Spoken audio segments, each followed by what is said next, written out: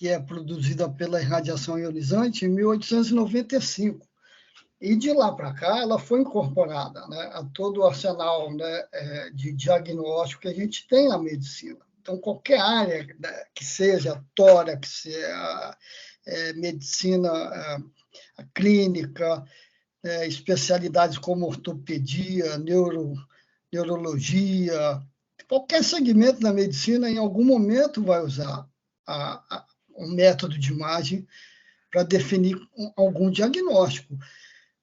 Na pneumologia ou na medicina respiratória, o mais simples hoje ainda é a radiografia de tórax. Ela consegue fornecer muitas informações. Então, é uma técnica circular, muito simples, é acessível a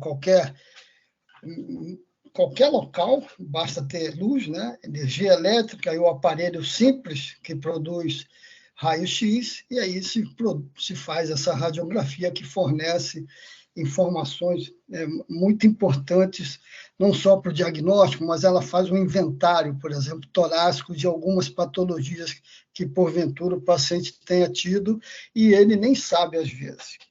Então, hoje nós vamos falar algumas coisas até filosóficas sobre a imagem. O que é a imagem, né?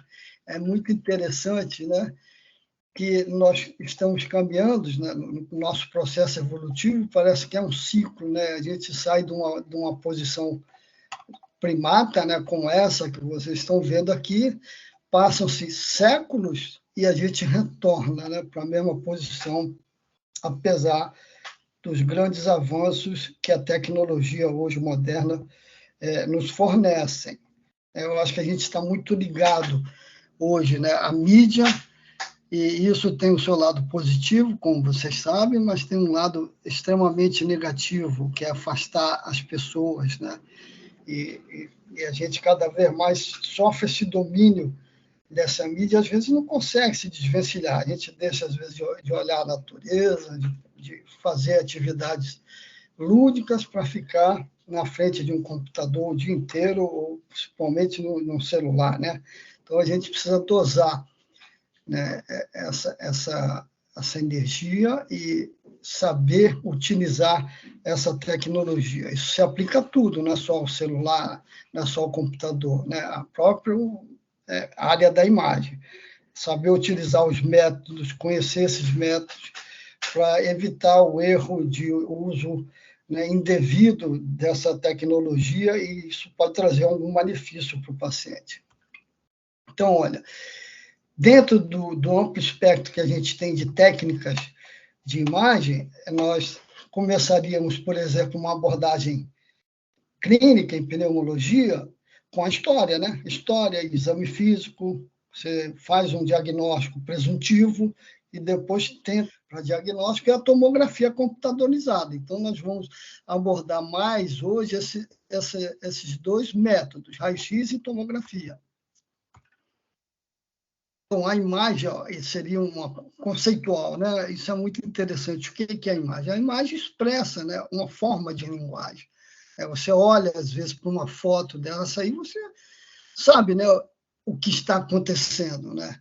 Ela indica sempre alguma coisa, né, a mais. E a interpretação depende de quem vê, evidentemente. Assim como é um método de imagem, uma radiografia, você tem a expressão da imagem, e ela está representada dentro de um tom de cinza, e a interpretação depende do teu conhecimento, depende daquilo que você carrega, né, culturalmente, né? Então, aqui, por exemplo, nós temos exemplos, né? Aqui, essas imagens são muito expressivas. Você olha, não precisa colocar legenda, né? Você conhece os personagens e, através da imagem, eles expressam, eles emitem informações. Você pode compor, por exemplo, um conceito sobre esses personagens, através das expressões, do olhar. A linguagem corporal é muito importante, né? Então, isso faz parte da imagem, é interessante. Do ponto de vista filosófico, por exemplo, nós temos alguns conceitos também muito interessantes. Desde Platão, ele chamava as imagens sombras. Isso até hoje a gente às vezes se refere a imagens da radiografia como sombras, né? a imagem pode também ser entendida como a revelação da verdade, como no caso da fotografia, do cinema, dos exames radiográficos, que nada mais são do que uma fotografia de órgãos internos, né? A imagem faz parte, né, do processo de comunicação entre os seres humanos. Ela também é uma representação, é uma forma de se comunicar com outra pessoa, né? É o que o radiologista vê, ele se comunica com outros especialistas através da imagem. Então, e mais importante ainda, a imagem é uma forma, né, de linguagem, né? Aqui você tem uma radiografia de tórax, e dominando bem essa técnica, você consegue explorar todas as informações que essa técnica fornece, né? E, às vezes, o diagnóstico. Então, a imagem também, nesse sentido, é um atalho. Ela te dá um inventário do que existe dentro de um órgão que é inacessível, por exemplo, ao exame físico, ao estetoscópio. É a porta aberta, né, para o diagnóstico, né, em muitas áreas da medicina. Então, esse exemplinho aqui é uma pessoa que tem uma caverna, que tem um conteúdo e despeja esse conteúdo para todo o pulmão. Isso é uma forma clássica de tuberculose, e a imagem por si só, eu acho que ela é definidora, em alguns casos, de diagnóstico. Então, você não precisa, às vezes, de nenhum outro método a não ser a própria imagem. Então, nós temos que ter sempre um olhar sempre diferenciado, né? Para ver essas alterações que surgem no tórax, né? Então, aqui tem assim, ó, esse é um dogma, futebol é bola na rede. Então, medicina é diagnóstico. Então, não adianta, né, você dar um passo sem ter a certeza da definição do diagnóstico. Então, as causas de erro se sucedem muito na nossa área de atuação, porque às vezes a gente não tem um diagnóstico, só tem uma presunção de diagnóstico. Isso é muito ruim. Então, quando se pode definir esse diagnóstico com a imagem, tudo bem. Quando não, evidentemente, nós temos que utilizar outros métodos, né, para se chegar ao diagnóstico correto e ao tratamento, evidentemente, correto, né? Só se faz um tratamento adequado quando se tem um diagnóstico correto. Então, isso começou em 1895, esse é o Röntgen, né, que foi um inventor, né, um descobridor, melhor dizendo, da radiação ionizante. A partir de então, esse tipo de radiação começou a ser utilizada na medicina como forma de diagnóstico. A primeira técnica foi a radioscopia, né, que emitiu uma quantidade de radiação muito grande. Isso depois foi se aperfeiçoando, a tecnologia avançou muito e se chegou, depois da radioscopia, à radiografia. Mas antes disso, nós temos documentados, né, na literatura vários casos, né, de lesões, né, dermatológicas, oculares e às vezes até fatais, né, lesões fatais, com a utilização da radiação ionizante para fins terapêuticos e diagnósticos. Então, é muito importante ter sempre esse alerta, né? Toda radiação ionizante utilizada para obter uma imagem em medicina é danosa, principalmente em criança. Então, nós temos que saber muito bem indicar esses exames que emitem radiação ionizante e ter muito cuidado para não se repetir demasiadamente como se faz hoje em dia, né? Se repetem muitos exames, às vezes desnecessariamente, e se esquece que aquilo pode gerar um problema muito sério para as pessoas, né, que são submetidas a esse exame. Na pediatria, isso é um dogma. O bom pediatra tenta sempre fechar o diagnóstico baseado apenas numa radiografia simples, que é a técnica que emite menos radiação ionizante. Hoje, se utiliza muita ultrassonografia para fins diagnósticos. Não tem nenhuma irradiação a ultrassonografia. Então, esse cuidado tem que estar sempre presente, né, na nossa atuação médica. Aqui, historicamente, o primeiro a instalar um aparelho de raio-x no Brasil foi no Rio de Janeiro, o doutor Álvaro Alvim, em 1895, logo depois que o Röntgen anunciou a descoberta do raio-x. Né? Historicamente, isso é muito interessante. Tem uma rua no Rio de Janeiro em homenagem a ele, que é a Rua Álvaro Alvim, onde ele tinha o consultório. Então, esse foi o primeiro aparelho trazido para a América toda, para a América do Sul, foi comprado por um médico de Minas Gerais. Né? Hoje ele se encontra no museu, né, nos Estados Unidos. E a partir da radiografia, olha, essa é uma sequência, né? A evolução dos métodos de imagem se deu assim. Em 1895, a radiografia ela foi imediatamente incorporada, né, à propedêutica clássica. Antes da radiografia, se fazia diagnóstico baseado apenas na clínica, na escuta, na palpação, no odor. Então, o médico, às vezes, provava, né, excrementos dos pacientes e ali ele fazia algum diagnóstico, né? E aí apareceu a radiografia, tudo isso mudou. Depois surgiu a tomografia computadorizada, na década de 70.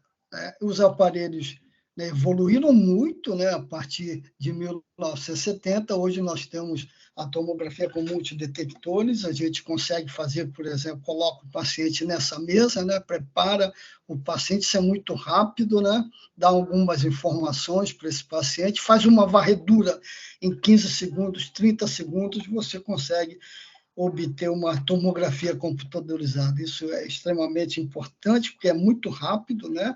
Às vezes o paciente grave não pode ficar muito tempo, né, sendo submetido a esses exames, e isso se consegue numa fração de minutos. Então, isso é importante. Houve um avanço muito grande nisso. Aí você adquire aquela área que você está estudando, o crânio, o tórax, o abdômen, o corpo todo, e depois essas imagens são formatadas no computador e são transformadas, né, naquela sequência de milhares de imagens que nós olhamos. Todo exame tem mais de 1000 imagens. E aí a gente olha o exame e faz o diagnóstico baseado nas alterações fundamentais. Então, a primeira técnica, a radiografia, é uma técnica considerada indomável, insubstituível até hoje, né? Se pensava que com o advento da tomografia, a radiografia ia ser sepultada. Isso não aconteceu.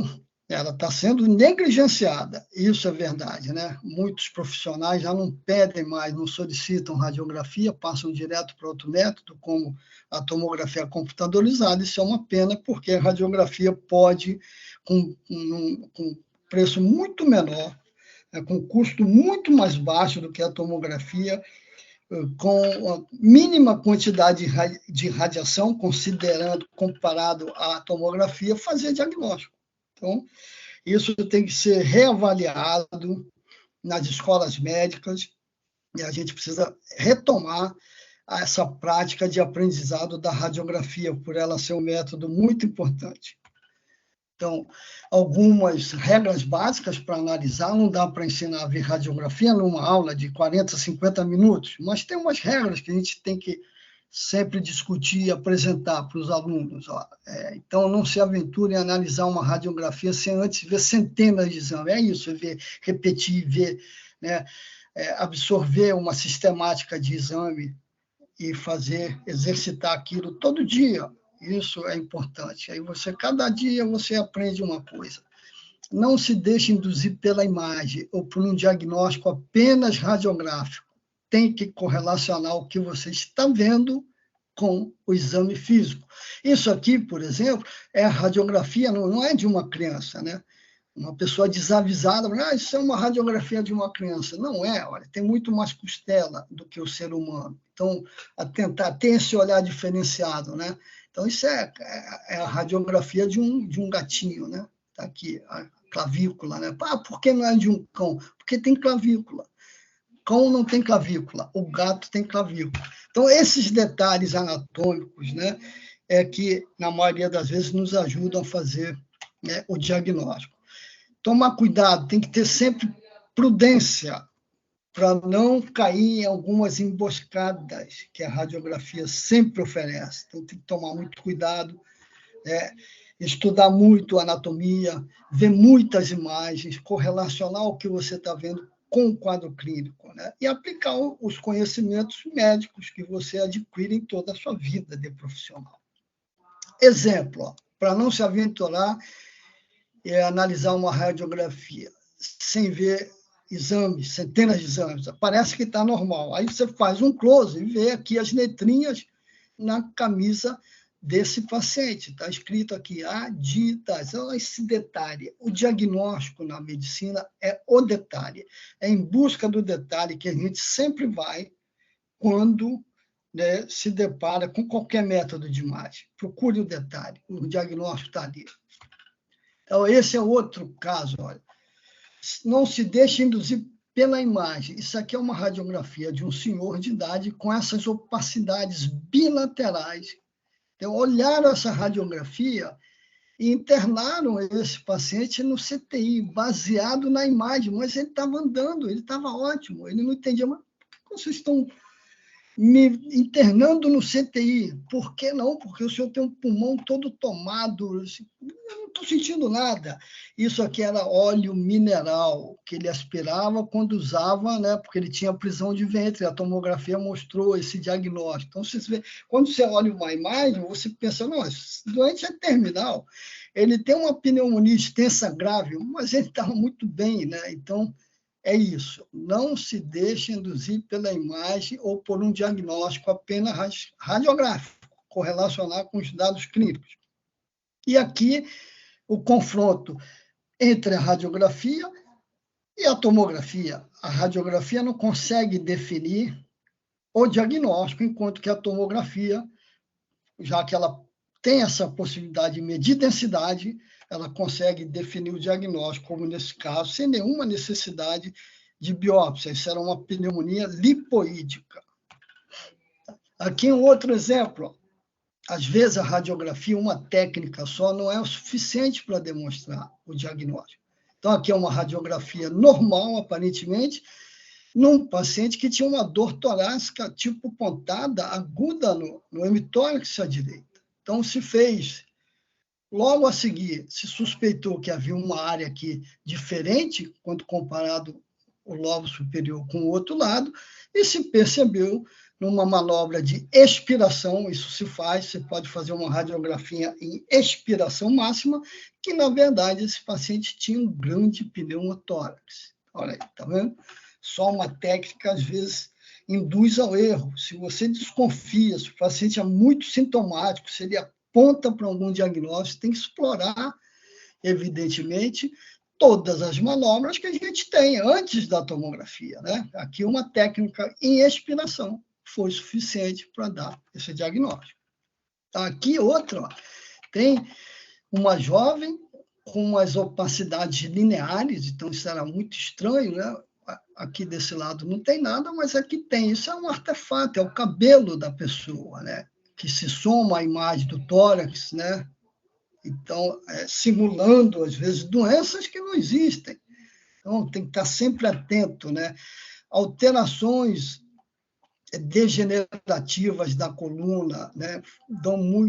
Formam muitas imagens que, na verdade, não se traduzem em doenças.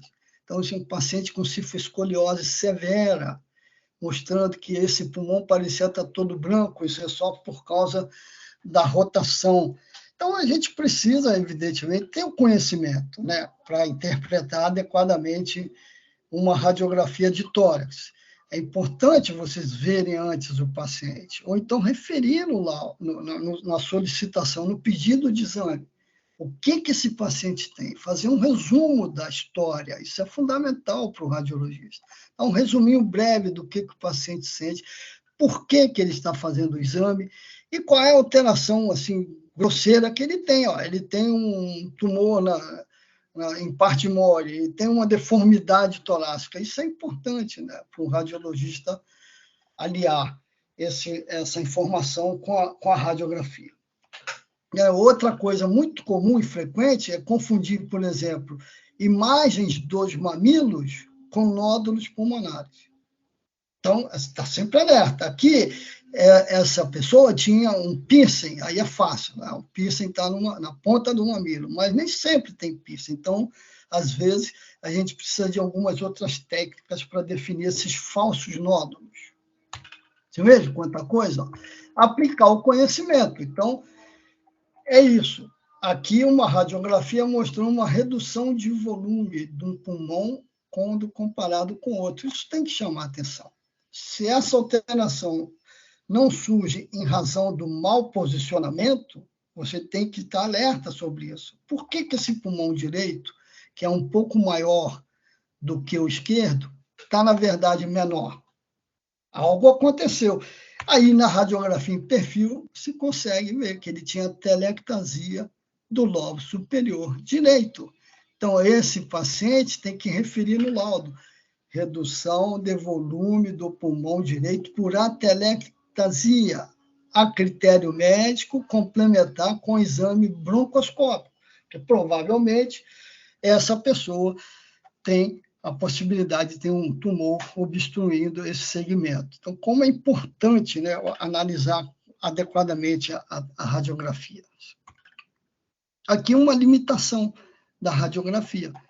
É um paciente sintomático, dispneico, se faz a radiografia, ela está completamente normal. Aí o que fazer a seguir? Dispneia, com diminuição da oxigenação, hipoxemia, você tem que pensar num evento embólico. Aí, nesses casos, isso era um caso de embolia pulmonar, só a tomografia consegue definir com exatidão esse diagnóstico. Então, se administra o contraste, está lá, e se observa as falhas de enchimento dentro da artéria pulmonar. Então, vocês vejam que a radiografia é normal e o paciente tinha uma grave doença.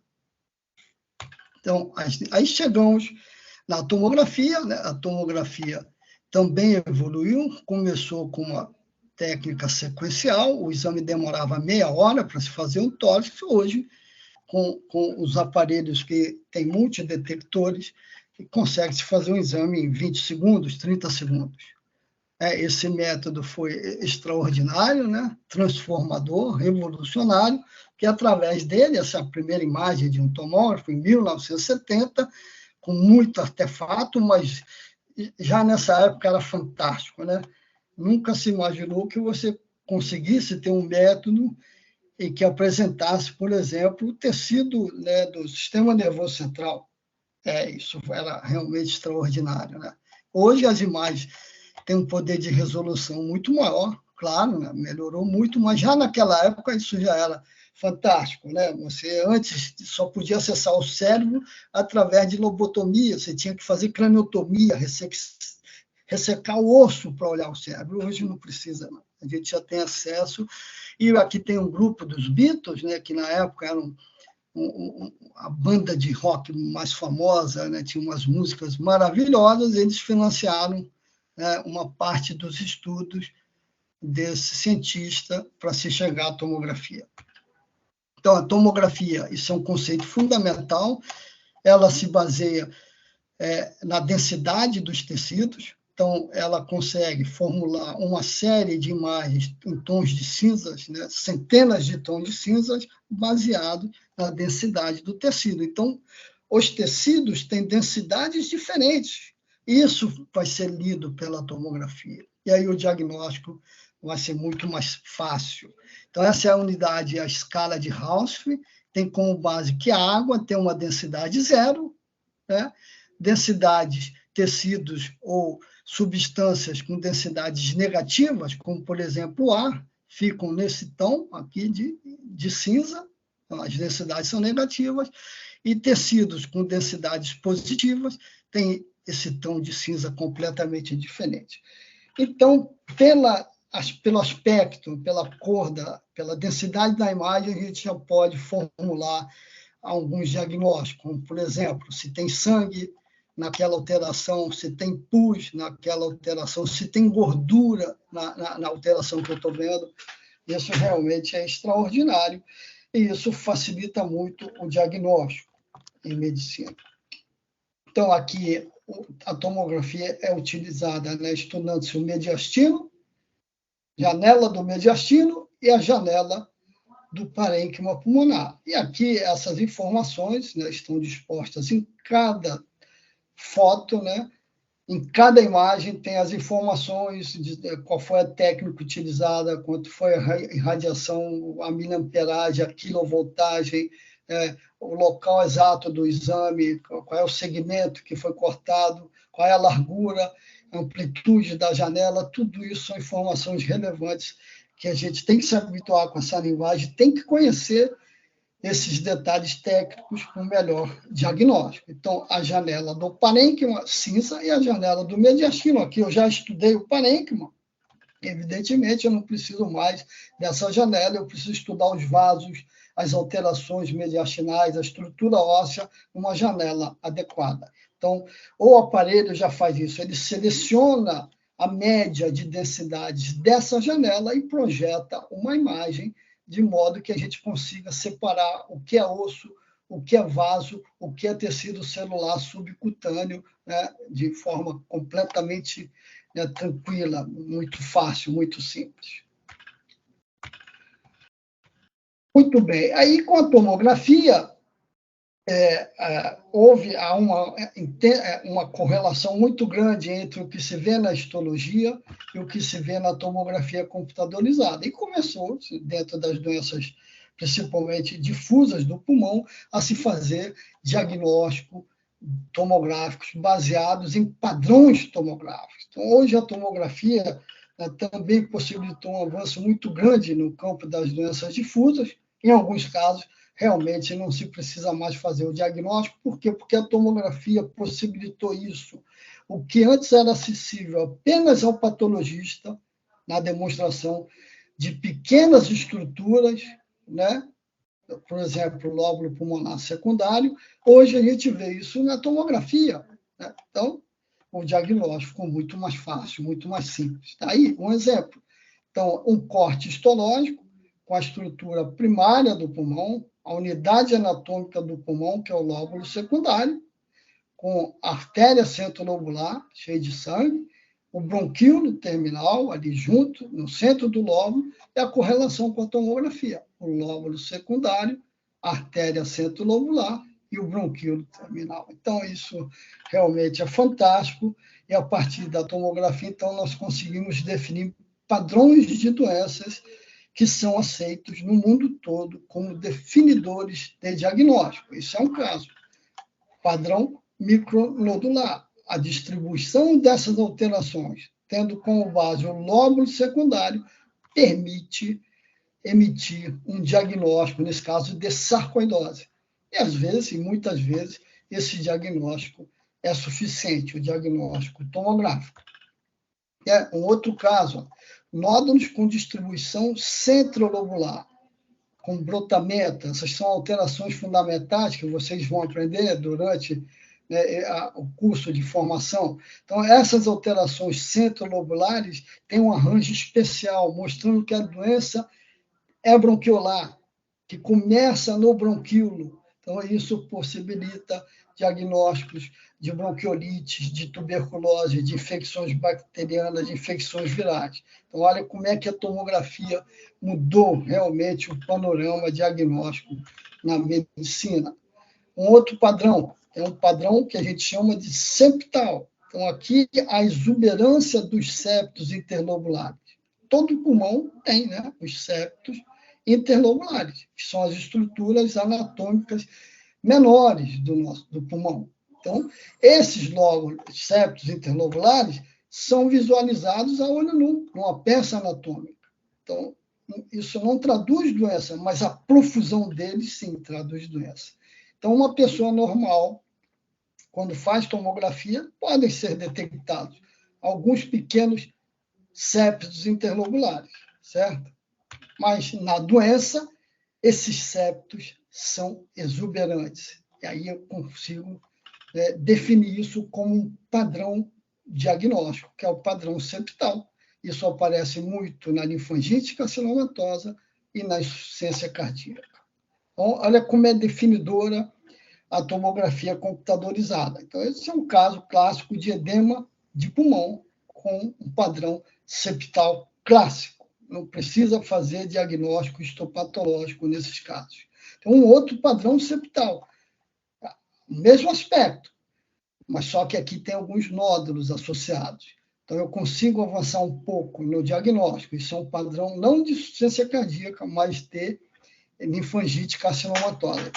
Então, a história clínica é fundamental para eu fazer essa correlação com o que eu vejo na imagem. Padrão cavitário, olha quantos padrões que a gente consegue ter, né, na tomografia. Esse é um padrão cavitário que já podia ser observado na radiografia simples do tórax. Vários nódulos, alguns escavados. E na tomografia, isso aparece com muito mais detalhe. Então, eu posso avançar, né, no diagnóstico. Posso avançar muito no diagnóstico diferencial e limitar um pouco o foco, né, das grandes possibilidades que, porventura, esse paciente teria. Esses detalhes tomográficos permitem com que eu restrinja as possibilidades diagnósticas e, quando eu tenho os dados clínicos, eu consigo, junto com o clínico dele, falar, isso deve ser esporotricose, é um grande diagnóstico, né? Tem que pensar em paracoccidioidomicose, o que esse paciente faz, qual é a atividade desse paciente. Fala, é um lavrador, então cabe bem o diagnóstico. É um paciente que manipula, por exemplo, flores com rosas que tem espinho, ele tem gato, então você vai... Bom, isso também é um padrão compatível com uma outra doença fúngica, que seria, né, a doença causada, né, por esse agente, né, Sporotrix schenck, que é o agente da esporotricose. Então, as coisas não podem ser vistas só de um ângulo, por exemplo, da imagem. Não, a imagem complementa a hipótese que você formulou quando examinou o paciente, quando colheu a história do paciente. Então, outro padrão cístico. Olha como é que é a tomografia. Aqui a gente pode dar diagnóstico de enfisema, diagnóstico de doenças císticas, diagnóstico de faviolamento. Então, é importantíssima a tomografia, né? Por exemplo, isso aqui a gente não veria na radiografia simples do tórax. Então, são cistos, pequenos cistos, que podem ou não ser atribuídos a enfisema, podem ser atribuídos a doenças císticas, como nesse caso, que era uma síndrome que cursa com essas alterações císticas. Esses cistos podem romper e provocar, como nesse caso, um pneumotórax. Está aí a pleura descolada da parede com ar dentro do espaço pleural. É uma doença, está aí o pneumotórax, aqui, septado, de Birt-Hogg-Dubé. Então, só a tomografia realmente consegue chegar num diagnóstico desse, né? Outros diagnósticos possíveis com tomografia, aqui tem um sinalzinho, né, que se chama o sinal falha de enchimento parcial, eu já mostrei isso em outro caso, parece realmente, né, uma balinha de menta. Esse aqui é uma obliteração parcial, uma falha de enchimento dentro da artéria pulmonar. Então, você pode fazer o diagnóstico de embolia pulmonar. Antes da tomografia, era muito difícil estabelecer esse diagnóstico. Se fazia com arteriografia pulmonar. Então, olha que diferença. A arteriografia pulmonar exige cateterizar um grande vaso, normalmente no membro, a veia femoral, se passa um catéter, se passa pelo coração, chega no ventrículo, entra-se na artéria pulmonar. Olha quanta coisa pode acontecer nesse percurso. Depois se injeta contraste né, dentro do coração, se pacifica a artéria pulmonar e você vê as falhas de enchimento. Hoje, com a tomografia, não precisa nada disso. Você pega uma veia periférica, através de uma bomba de injeção de contraste, uma veia periférica, você injeta o contraste no tempo certo e obtém esse resultado espetacular, sem necessidade de uma intervenção mais cruenta. Existem alguns sinais tomográficos que são definidores de imagem. Então, é importante conhecê-los. Um deles é o sinal do halo invertido, que é esse aqui. Ó. Então, tem uma área mais densa, parece nesse lago aqui, ó, ilustra bem isso, né? Uma área mais densa e dentro uma área menos densa. Esse é o sinal do halo invertido, sinal do atol, também chamado atol. Isso define dois diagnósticos. BUP, que é a bronquiolite obliterante, ou, no nosso meio, a paracoccidioidomicose. Olha que interessante isso, né? Olha uma tomografia e vejo esse sinal, eu já penso automaticamente nessas duas possibilidades. Então, de acordo com o quadro clínico do doente, é um trabalhador rural, pode ter, às vezes, uma lesão cutânea associada, já se fecha um diagnóstico, né? Se não tiver nada disso, é um paciente que é imunossuprimido, está usando drogas, eu posso fazer uma suposição diagnóstica de bronquiolite obliterante relacionada a drogas, ou não, uma bronquiolite obliterante idiopática. Então, tudo isso a tomografia permite fazer esses diagnósticos espetaculares, coisa que antes do advento da tomografia nem se pensava nisso. Todos esses diagnósticos saíam por biópsia de pulmão. Então, no campo, né, das doenças intersticiais, então, quando a gente olhava uma radiografia, doença intersticial é doença difusa, né? Tem doença em todo o pulmão.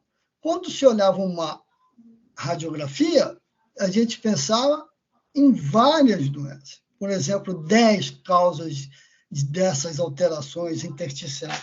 Quando você olha a tomografia, no mesmo caso, você praticamente reduz o diagnóstico a 3 possibilidades, como nesse caso. Aqui podia ser linfangite, pH crônica, sarcoidose, doença fúngica, tuberculose, reação à droga, aqui só 3. Ou sarcoidose, ou linfangite, ou pH crônica, isso é um caso de sarcoidose.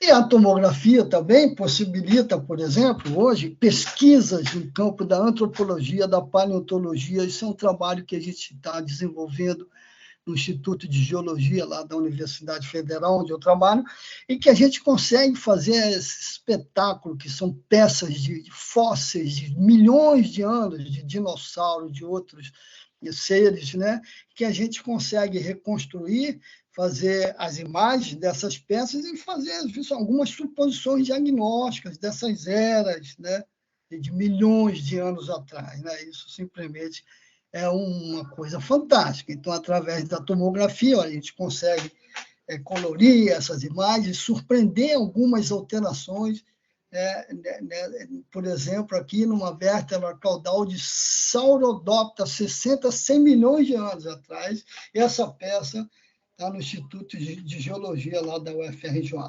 Então, vocês vejam que campo de atuação que a gente tem através desses métodos de imagem. Certo? Então, é isso, pessoal. Conseguimos dar essa aula. Foi muito difícil se chegar nesse dia, mas, graças a Deus, apesar, né, da luz ter falhado, a gente foi persistente. É isso que a gente tem que ter sempre, ser persistente e seguir no nosso objetivo. Então, muito obrigado e eu abro para vocês as considerações, algumas perguntas, dúvidas, sugestões.